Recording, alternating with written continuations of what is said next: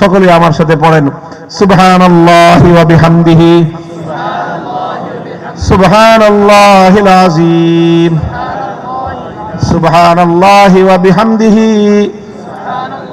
সুবহানাল্লাহিল আযীম সুবহানাল্লাহি ওয়া বিহামদিহি সুবহানাল্লাহিল আযীম। আলহামদুলিল্লাহ, যে সকল ছাত্ররা মাদ্রাসায় হাদিসের কিতাবগুলো সারা বছর পাঠ করেছে, তারা আজকের এই সবকের মাধ্যমে আমার মধ্যস্থতায় হযরত শাইখুল হাদিস আল্লামা আজিজুল হক রহমতুল্লাহ আলাইহির কাছ থেকেও সহিহ বুখারী শরীফের সনদ বর্ণনা করার অনুমতি প্রাপ্ত হচ্ছে।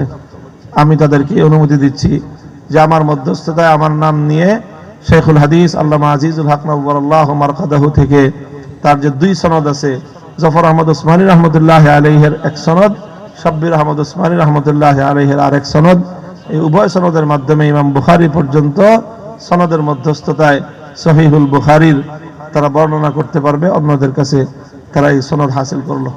আল্লাহ তাদেরকে কবুল করেন।